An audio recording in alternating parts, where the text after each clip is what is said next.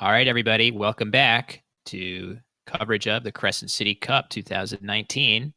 We are here with round 10 between Steve Grob and Josh Sokol. Matchup of two top contenders. I believe Josh is currently in second, and Steve was doing a bit better before he just lost to Jackson by a lot of points. But either way, these two guys are well in the thick of it. And of course, as always, I'm joined by Morris Greenberg. Hi, Morris. Oh, yeah, this has been a good day so far. We saw a great game between Ori and Rafi, even though the result was lopsided towards Rafi. We saw great play from both sides. So let's hope that continues here between Steve and Josh. Yeah, Josh, a player who obviously has made huge strides in recent years. I think of him as a guy who is apt to go way outside the box when it is necessary or he deems it necessary. I'm excited to hopefully he'll throw some curveballs our way to think about.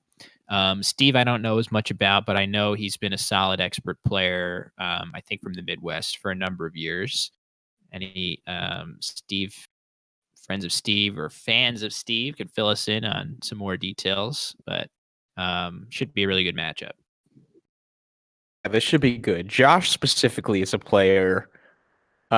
He might do some things where we'll raise our eyebrows at first and then calm ourselves down and try to and figure out, oh, okay, that play actually has a Has lot some of logic sense to it. behind it. Yeah, he's definitely capable of those sorts of plays. So let's see what we get. Looks like they're about ready to roll. Steve going first, which means we're not going to see Josh playing as he did against Cesar. Simply one letter on the center star, which he did one time. Josh has a few funny opening stories. That was one where he played one letter. He just played the letter A on the center star, which is not valid in the Scrabble dictionary. And every word needs to be two letters or longer. Otherwise, you could just always get extra points for A's. And the other classic one I've heard is against Jason Keller. He once played QI to open with the Q on the star, which I don't know if anyone's ever done. Yeah. All right, and we're off. Steve going first with very unpromising tiles. Zev says he predicts at least one phony from Josh, which I would be surprised to see that either. The only question is, will it be on purpose or will it be accidental? So really a tale of two racks here. Steve, yeah, I'm thinking, as Noah suggests in the chat, unfortunately, even though it leaves the very unsynergistic FW, I think Steve is going to have to play Livid here. At which point Josh will surely have something through there. Yeah, I think that's right. Livid, there isn't much else you can do here. Maybe Wild, which is what Steve sort of has set up right now, but Livid looks to be sort of the option right now for Steve, and he just needs to find it. Yes, and we did just get an update from Mr. Astrobiology himself, Joe South. Thank you very much. I'm thinking it's pronounced Grob. So that's a note for us to keep in mind. Deep Grob. Exactly. Arrested Development fans will appreciate if we were to call him that. Yeah. So Livid is coming down as it should, and Josh will almost certainly play Diethers as the only bingo. I bet he's going to see that. The only question is, how much time will he spend? Hopefully the minimum. Sometimes when you're on the stream, my first few games being streamed, it's pretty impossible not to be a little self-conscious if you're, a flesh and blood human being, i.e. not like Nigel Richards. Just kidding, Nigel. If you're watching, we know he's not. Nigel's actually setting up the stream right now. Oh, yes, that could be. But yeah, it's hard not to be a little self-conscious and take a little more time than you would in a regular game just to make absolutely sure you're not doing anything in front of an audience that you would regret. But at this point, I just don't really care anymore. I've been streamed enough that if I make a mistake, so be it. We all make mistakes. And actually, I feel like that has led to my play being better in a counterintuitive way on streams. So let's see how quickly Josh finds his bingo. We certainly think he will find it.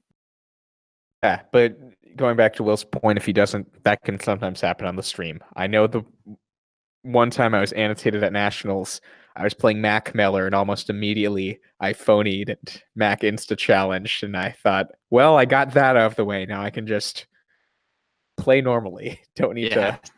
Time to relax. Yeah. Okay. And he does find it and he doesn't waste much time. I think of Josh actually as a pretty fast player overall, so I'm not too surprised to see that come down quickly. Yeah, Josh can play pretty quickly. So Steve, not sitting on the right set of letters to really capitalize on the S in the triple lane. I'm guessing he's going to have to resort to something like Waxer through that E. He could just also play Wax off of Livid, creating X signed AL. That's true. Or Fax, for that matter. I know you and Rafi Stern, who we just saw last game, have debates about whether the F or the W is a better tile on average. Yeah, I don't actually remember which tile I championed in that debate. I remember you specifically saying you were an F boy. Yeah, that's right. That's a great point. Now I'm remembering. I think I may have done that just because it sounded very funny to me to say that. We also have an interesting comment from the chat right now. Wafer is suggested setting up a potential huge X play. Oh, very interesting. Very, very interesting. It doesn't even score that much fewer. It's definitely interesting. I would consider that. That seems really smart. I really like the suggestion, Bryn.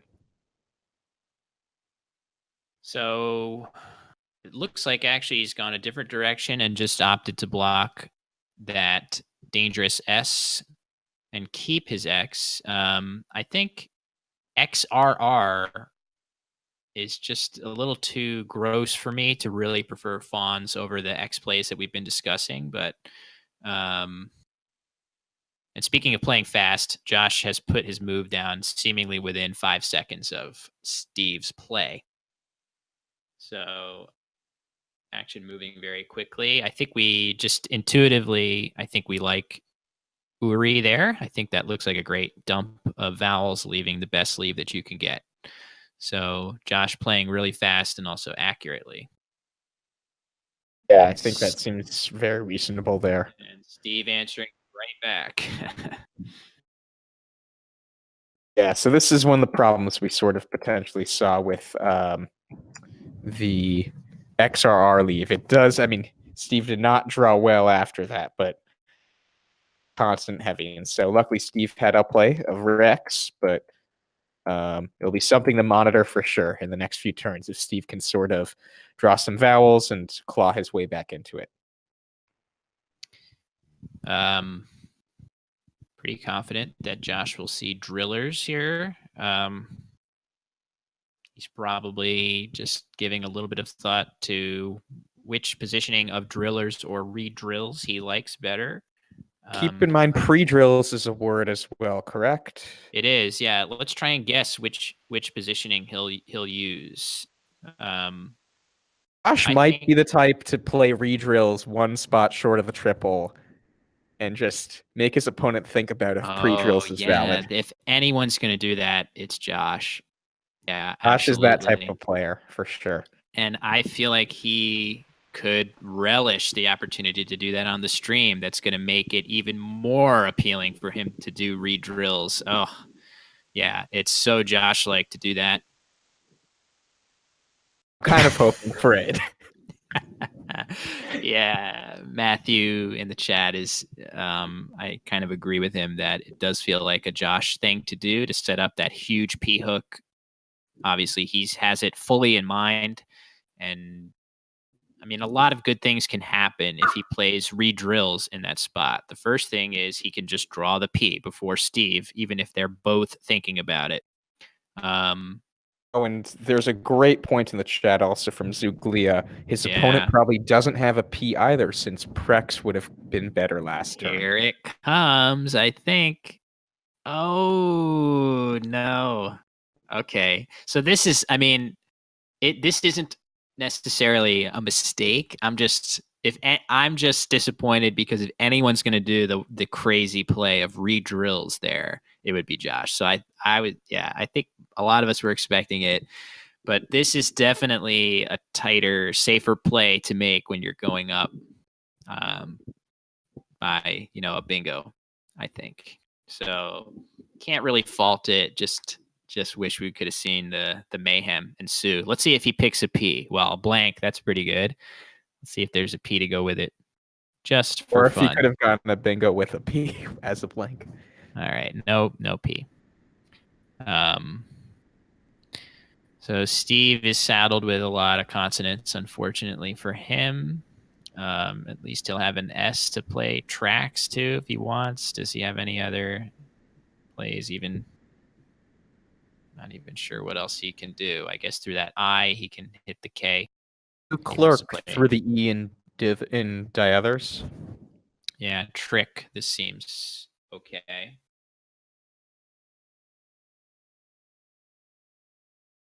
The trick, I'm not the biggest. I guess he did have multiple R's though, so the R in drillers isn't the most valuable, but it's still intuitively to me seems like a more blocky play than Steve wants right now.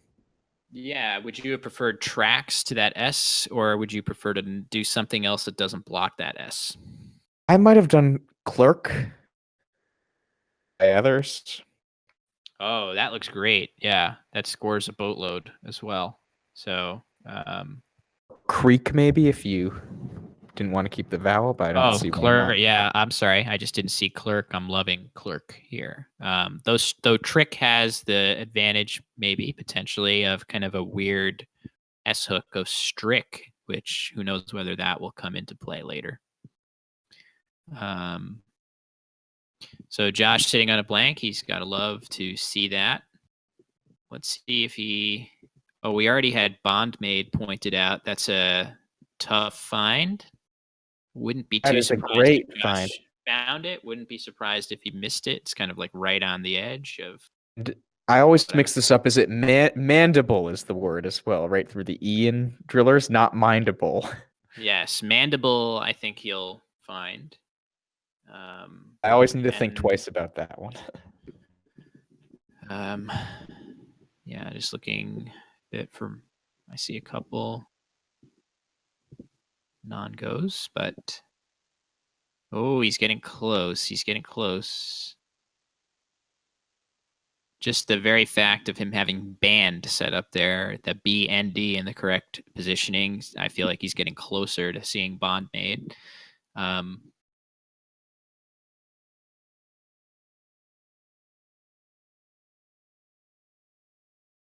So based on what Steve has, how much does it matter which one he picks? If he plays mandible, I don't. Is it going to be one of those situations where the inferior play actually gives Steve something he wouldn't have normally? I don't think Bond may because the B No, does make two bingos, but it's gonna too far over. Yeah, it's gonna give areolate. Ah, nice find. Yeah. Yeah, so Areolate right through the O. So you're saying mandible so would mandible. Yes, if Josh can correctly infer based on trick that Steve has AERTALE, he will play mandible. That's just a joke. He cannot infer that. only Nigel can. Exactly.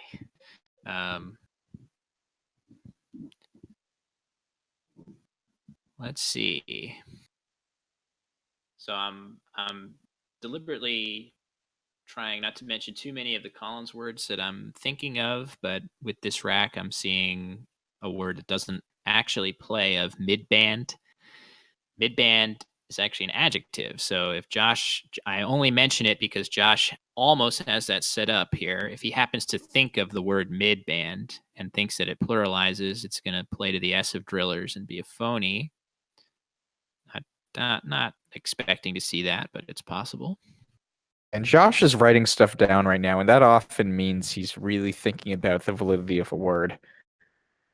He could just be writing in his dream journal. He could be, but I know from seeing him play that he puts things down when he needs to actually think about, is this valid or am I just being wishful here? And right, that sort of scratch of the face thing. He's deep in thought about if something he thinks might be a word is a word or not. And so maybe he's thinking in bands. I'm not sure. Yeah, that's a word that, would anybody be surprised if imbands were in the Scrabble dictionary? Probably not. Although I don't even see exactly where that's going to play. Maybe he's debating if livids is also a word. Oh, well, we definitely don't want to see livids and imbands. That would not be good. But or maybe, yeah, I don't know, maybe imbanded or imbander or something. I don't know. So now I think he's just indicating that he sees mid-brain. Doesn't play. Steve, on the other hand, just kind of sitting, waiting. He doesn't have very appealing letters. I'm sure he's hoping that he gets one that plays. There are a number of letters that he could hope for to be out in space that would let him bingo.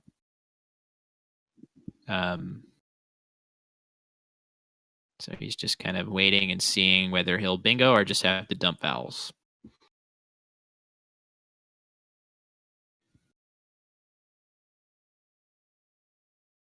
And this is actually a good question. If Josh does find bondmaid, Quixotic N asks, would he go for the big open placement with the B on the top lane for more points, or would he be a bit My guess safer is he would, and the reasoning for that would simply be that Steve is indicating some consonant heaviness with trick, and by putting a B out in space, it's not that likely that a consonant heavy leave is going to be able to punish that very much. If he had made his previous play, if it had indicated a little bit better balance or strength as opposed to just consonant heaviness, I think then maybe he would do the point sacrifice. I'm unsure. It's one of these things where I think Josh actually is pretty stuff of thinking about what are the worst case scenarios here. If I'm bingoing and I'm already up 41 before this, thinking about why open triples unnecessarily for a few more points. So I think Josh might opt for the safer route if he does see bondmaid. Yeah, it's an interesting question. I would probably go for the points just because that's how I play.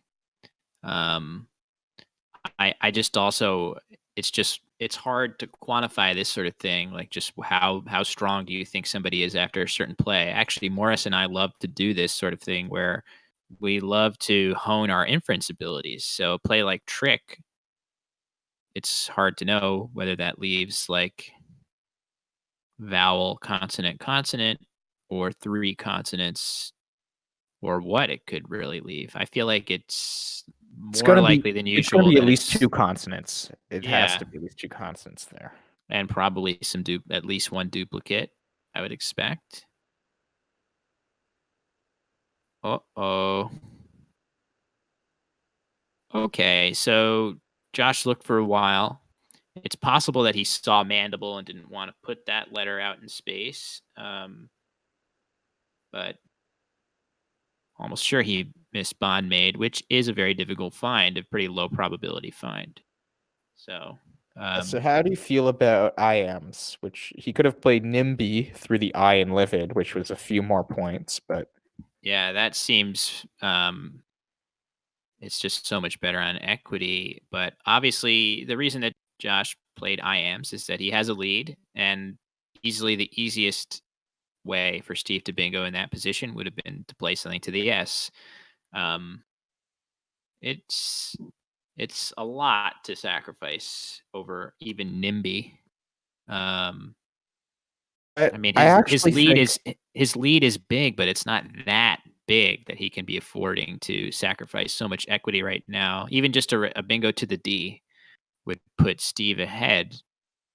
I know Josh has the bingo to rebut, but he just drew terribly to it. So it opens him up to some tough situations.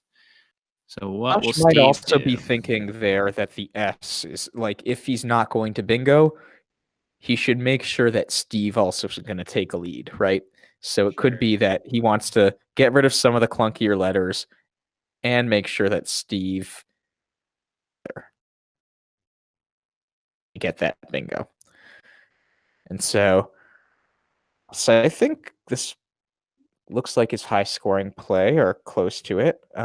With Yeah, all one pointers, it's hard to score a bunch, but my only question with this is why play the L when adding the L to the lead of rate is really so strong, and you leave that I of IAMs completely open to hit, as opposed to now you've blocked it. So I would have probably held the L off there. it's As Josh tough. hooks. Tricky. It's tough because on this board specifically, um, bingo, there aren't that many bingo lanes, right? And the 8 lane D, the main 7 lane has to end in a vowel as well. So it's one of these things where normally that sort of leave of 3 consonants, 2 vowels, all with synergies, usually better. But it could be that Steve is thinking, I want to keep balanced 2 vowels, 2 consonants, given the sort of bingo lanes available on the board. True. I just think he's bingoing a lot more with that L, either through the I or even to the D. So maybe a little tweak I would make to that play, but it's not a big. I mean, I think I am a significantly bigger mistake than Lear, just for the record. So he's got his bingo, nowhere to play it, nor would it have played through the I had that still been open, although we don't know what his rack would have been if he had the L. So what should he do here to create some space for his nice bingo leave? Could blow it up and play orange right next to IMs for 29. It's not the worst idea with both blanks unseen to him. He doesn't know that Josh has one. It's starting to get to that point where half the tiles are either in someone's control or on the board. So with 2 blanks unseen, each tile pick gets more and more valuable. Yeah, I kind of you do need to make sure that you stay in touch with the score being what it is. You know, it's getting to be about 80 points. If he were to fish for a low score and then Josh has an average score, which he's probably going to have an above average score given his nice letters, he's going to be down 100. So your bingo doesn't even equalize. So he's got orange set up. I kind of like that here just because of the score being what it is. Oh, Craig points out that he would have had a bonus with any combination of his draws had he kept with the things that he picked had he kept his L. It's phenomenal. That is phenomenal. So that's, I mean, just these little tweaks are really kind of like the bread and butter of Scrabble. These tiny little nuances of plays. I do think that making errors like that, if those are the only errors that you make, you're going to be in really, really, really good shape as a player. But the only way to make it to the next level beyond very strong player to elite is to get those nuances exactly right. I'm actually, though, I'm not seeing right away what the bingo would be if he didn't have the N, right? If he had an L instead of the N. Oh, maybe there's Collins in there. That could be. It's frustrating to have to verify each word. I'm not sure. I didn't go through and look myself. Either way, Oh, Craig says through the I.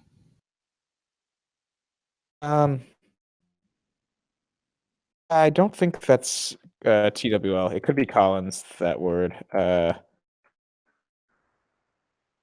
So we do like this play of orange, though. I think it's warranted in this situation to get a bunch of points and maybe a blank out of it.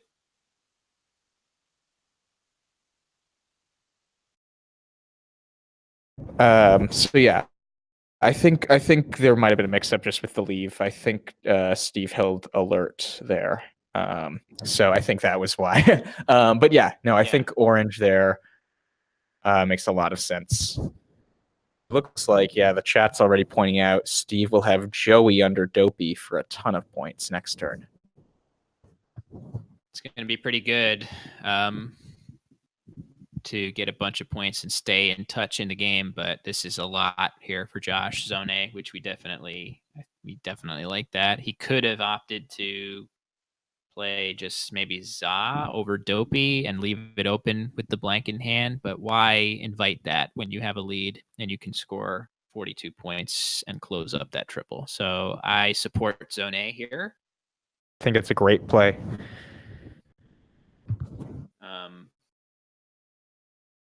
It's just kind of dumb luck that Za over Dopey would have actually blocked Joey. But then again, he would have had something big through the O. He could have played Joey's up high, but his lead would have been terrible. So anyway, I'm sure we're going to see that come down in not too much time. Steve does have lividity also right now. Ooh. Which I think someone pointed out earlier in the chat. If you just play Joe's, wow. Okay, this would be amazing.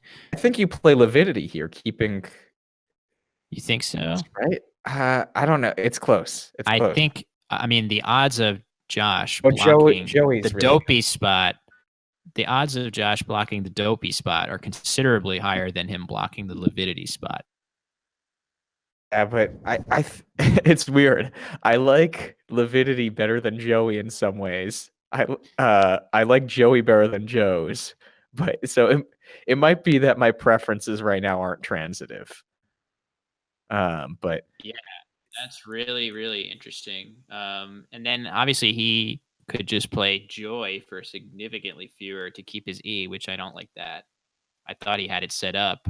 I would much prefer to see him spend his E for an additional 18 points.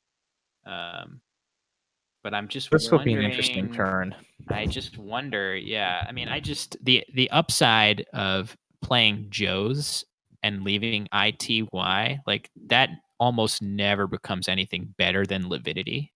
So it's close. Like you're getting 45 points every turn, but you're never getting any more than that, which he needs at least some chance of getting more. Oh, Yeah, very, very surprising choice here. Although maybe not that surprising because where's he bingoing if he doesn't make somewhere new other than he's got the D of drillers. That's it. I just feel like you have to I think you should take your Joey 57 points now and worry about opening something later. What is he doing? Okay, so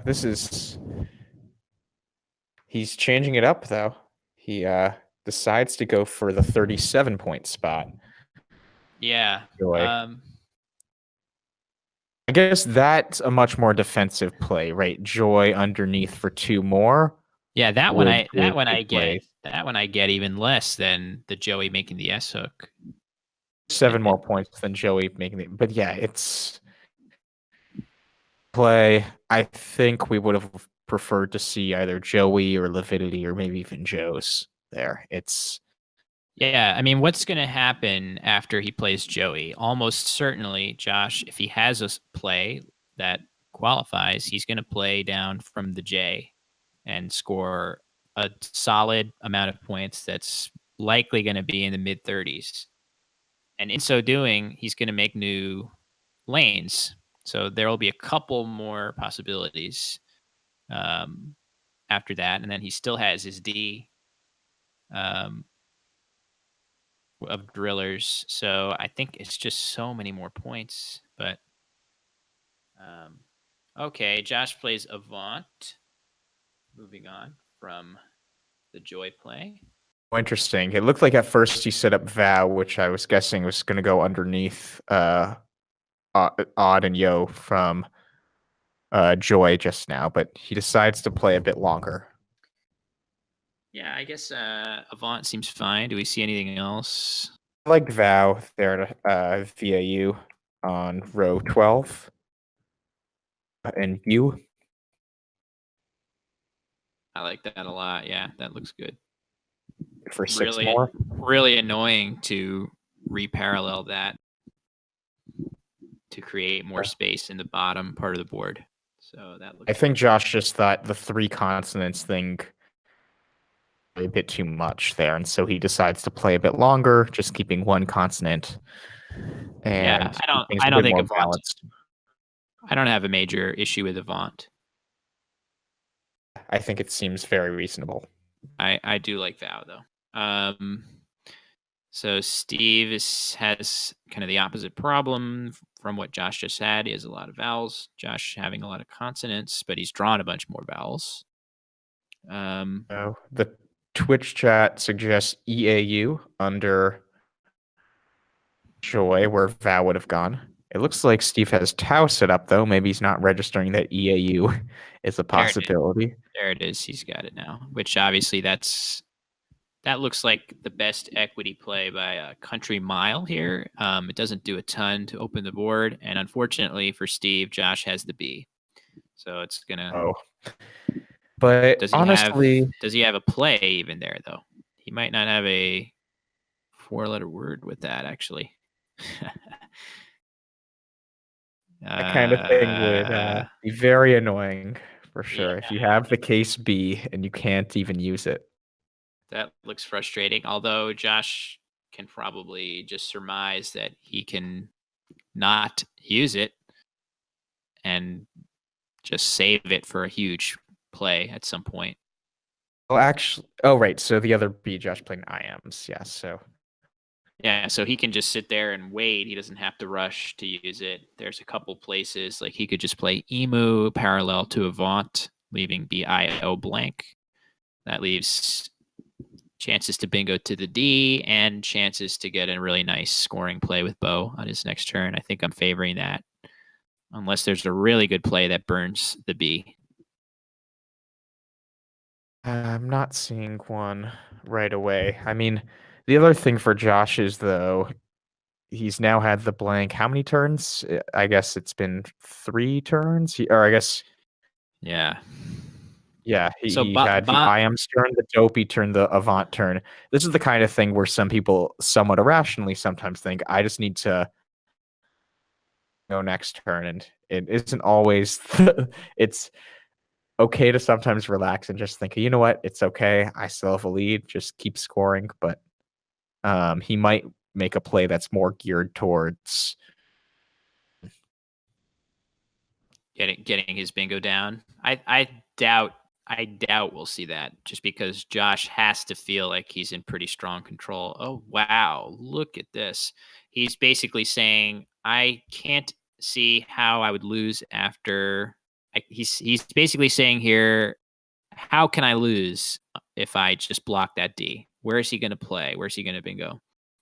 That's really savvy. It's a ton of equity to sacrifice, but really, I think it has some merit here. I just don't see, after that play, basically he'll always be able to stay one step ahead of Steve's openings if he wants to. Well, he has the B. He has the case B for Bo. He's got the B in his. He's got the B in his back pocket for as long as he needs it, but he can just keep it and keep blocking if he wants. Any openings that Steve makes here, right? Very, very cool play, and something that we were sort of hoping Josh would do. Now, I can say for sure I would never play out. I would never play out. It's just I would play Emu and just keep my pedal to the metal. I would score way more points and keep the B. Yeah, good point by Matthew, obviously. And Josh has his bingo of obelism, which will amazingly play alongside Aud. And Ableism, so obelism. for those of you in the chat, also, as Matt pointed out, uh, GU is only valid in CSW. So it might not look like nearly as good of a block to the Collins player here. But for most things, even though Josh drew into bingos that fit exactly where he just created, it's very hard to do. So just for the record, just doing a quick sim in this position, literally the opponent's bingo percentage after Aud so far through it's getting just cresting 600 iterations. Okay, the Quackle thinks Steve just got his first bingo down. His bingo percent is 0.1% after Aud, according to the sim. So that's got to be pretty good. Anyway, Fig goes down. That looks smart to get another spot on the board to play. So now Josh has kind of a trickier decision of where to play his bingo. If he blocks the Fig hook, if he just plays like mobiles or ableism down low. I'd be surprised if Josh plays the high point bingos of obelism or ableism. He has to be thinking he has to play off figs. As long as he doesn't designate his blank an N here, he'll be okay. I'm sure he's thinking of an F or a W. Those are valid blank designations with his letters. Going back to the FW debate. That's right. So we've got conclusive proof now that they're even. Racks. The F and the W are roughly the same.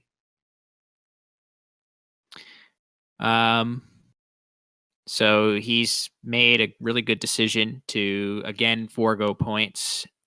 And I am not seeing where Steve is going to play his 7. Really smart decision by Josh, and playing some of the sort of tactics he uses to make him a very high-rated player of just, I have a bit of a lead, could get the game out of hand. Let's not do any of those.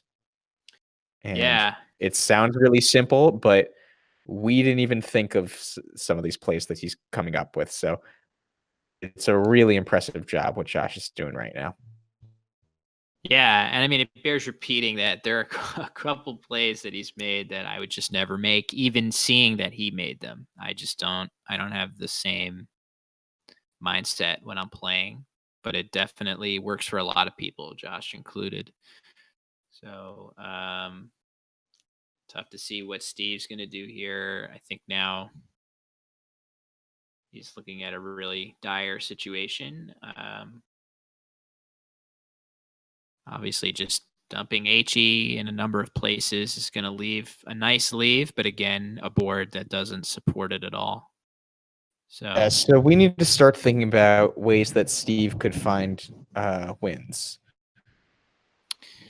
It's not going to be a lot of them. It's really tricky because there's 17 unseen, so he's the bet is quickly dwindling. He'll need 2 bingos to win.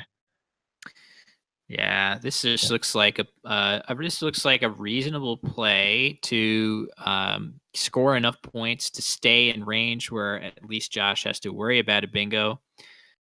It's possible that he could draw something that fits alongside Aud, or maybe a bingo ending in AR, hooking za. It's not impossible. It's very unlikely.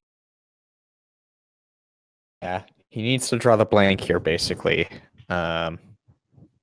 And it's there to be drawn. So let's see if he gets it.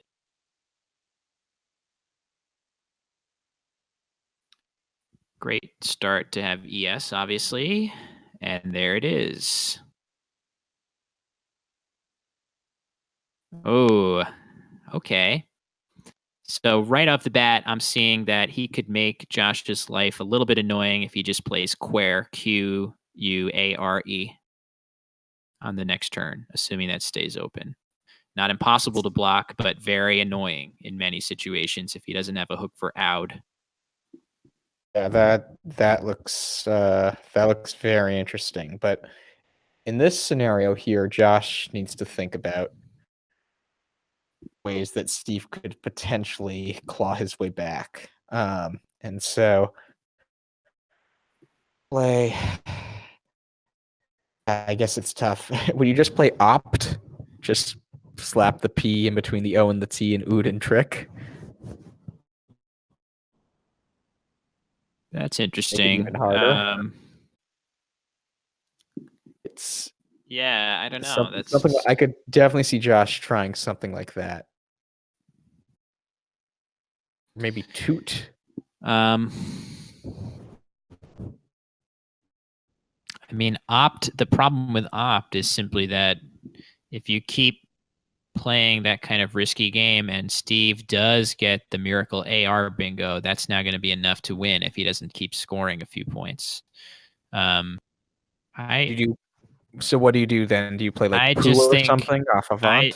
I just think this board is so bad right now. It's only so you can see right off the bat that Steve has those letters that I just mentioned arranged on his rack. He's seen the setup and he's ready to play it, and that could put Josh in a world of pain trying to block that.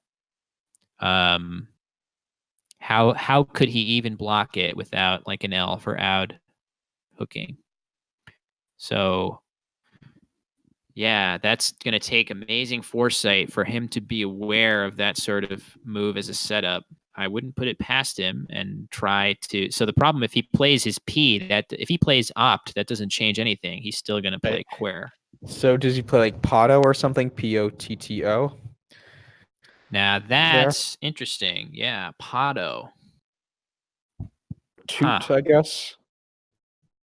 Potto is a really interesting play. He's not going to be concerned with too many of the words that will pluralize Potto.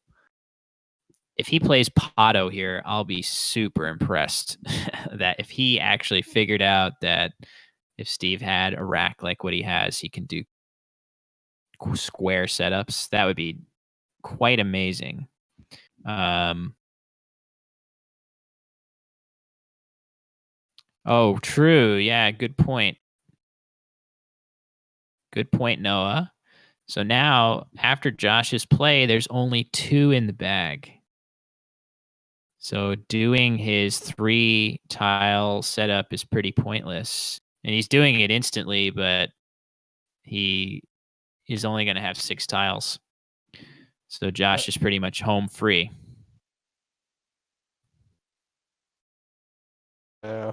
Which is unfortunate because that would have been fun to see how Josh handled that. But as it is, it's going to be just a matter of endgame spread.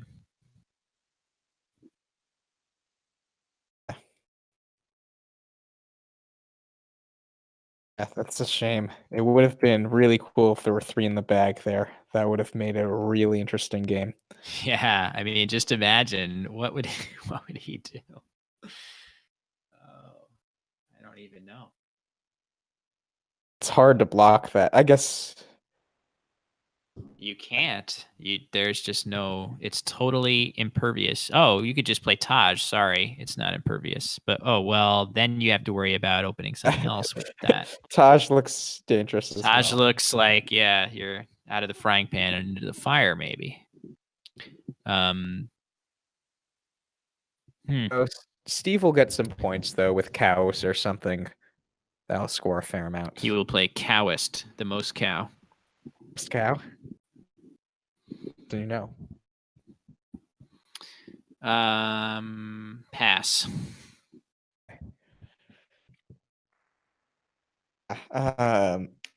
For those confused by this, do not worry. Cowist is not a word.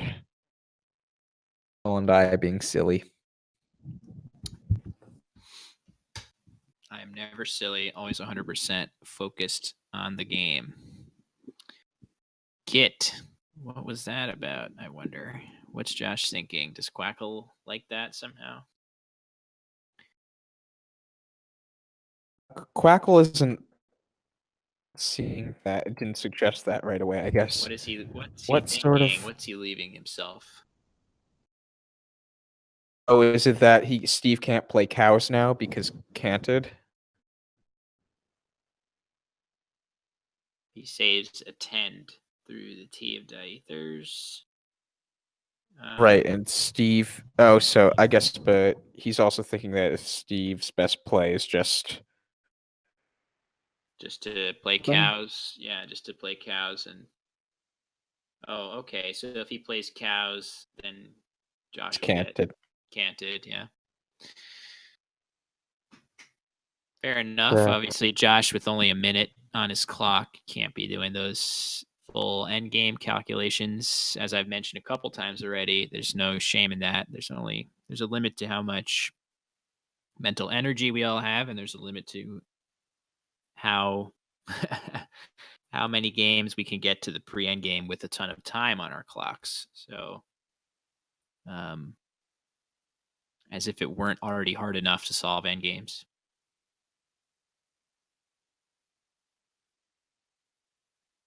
I think that's right. And so Steve is sort of considering options. Interestingly, Quackle says the right move is to block attend. Yeah, it's his only out. So We'll see if Steve sort of finds that. But yeah, overall, this game, Josh really sort of displayed very tactical. The win is what's important. Board control focused moves. I have a feeling that win percentage wise, Josh played a savvy game. Equity wise, Quackle would be in a bit of a fit, but win percentage wise, it would really understand Josh's motivations behind a lot of his turns. Yeah. The point is to win. As for me, I'm more of a Mighty Ducks advocate, or acolyte, I should say, where it's not worth winning if you can't win big. So I'm looking to run up the score, embarrass my opponent, hopefully get some crying out of my opponent, and move on to the next victim. But I respect the other approaches. Yeah, I'm just lucky to get wins, so I just hope.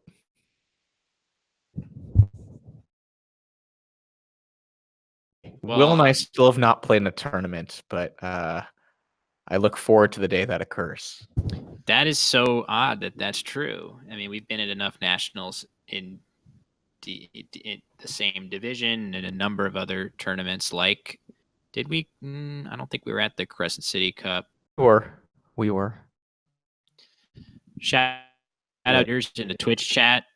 Just want to say, I see you, and it fuels me to be better every day.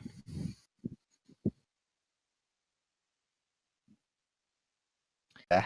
You just get one grandmaster appointment, and all of a sudden everything goes to your head, apparently. Just teasing.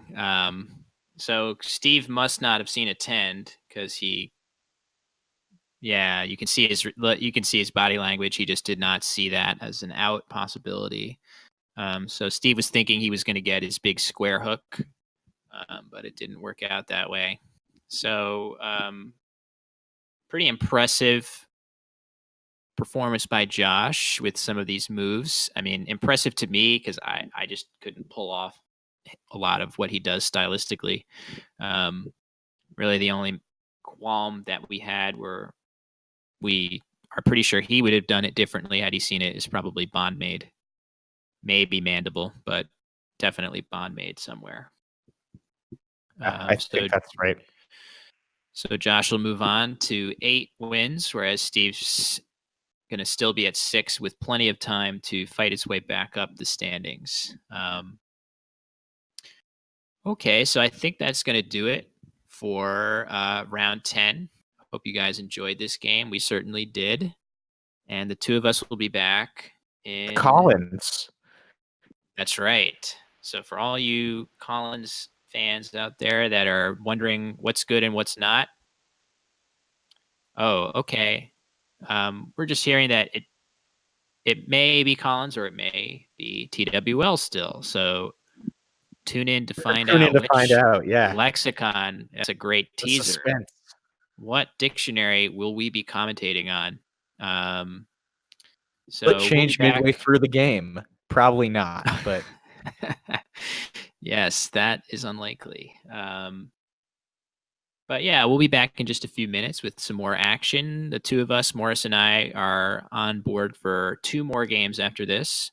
So stay tuned for more action from the Crescent City Cup in just a bit. have a good one, guys.